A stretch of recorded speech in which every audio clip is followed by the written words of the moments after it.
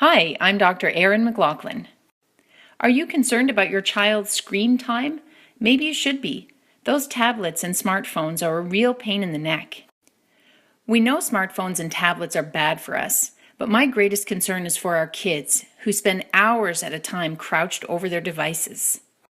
Parenting expert and psychologist Kim Cannell cited the harmful effects that excessive device use has on our kids, especially on their sleep patterns.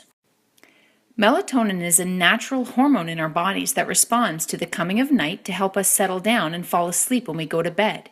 Even a few minutes of playing on your iPad or iPhone before bed actually delays your melatonin release. If melatonin function is disrupted, so is sleep. But that's just part of the problem.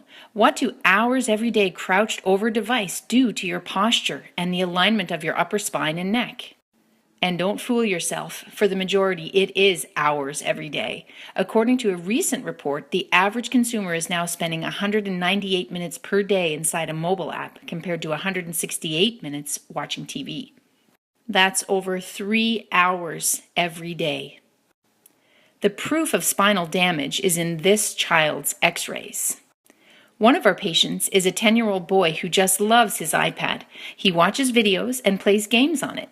His parents, who are also our patients, brought him in for no other reason than to ensure his spine was in optimal health. It wasn't.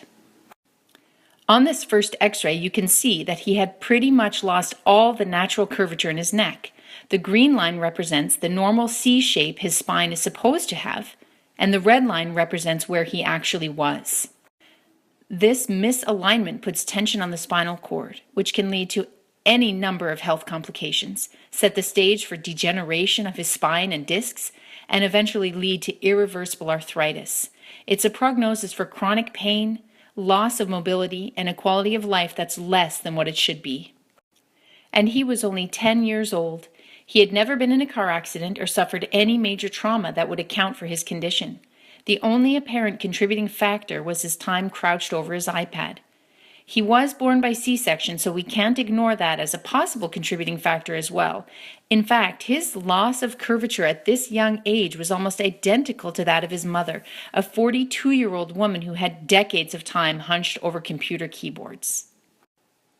But kids recover fast. The good news is that kids often bounce back more quickly than adults from many injuries with the right intervention.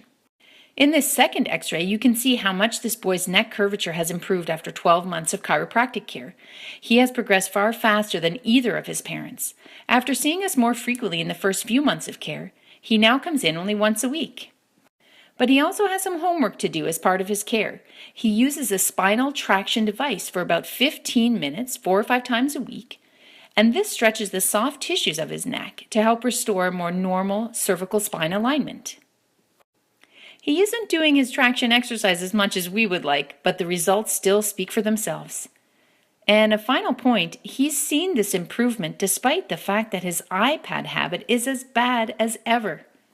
So consider, what negative health effect is all that device use having on your children's health and your own? The obvious solution is to kick the habit, but are we kidding? That's not likely to happen. All we can do is be aware that poor ergonomics, whatever the cause, have a cost, even for children. The good news is, with the right intervention at a young age, we can manage our children's health and save them from long-term complications such as chronic pain. Did you find this information useful? I hope you did.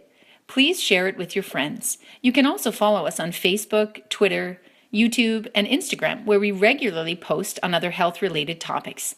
Our website also has great information about chiropractic care. Thank you for watching.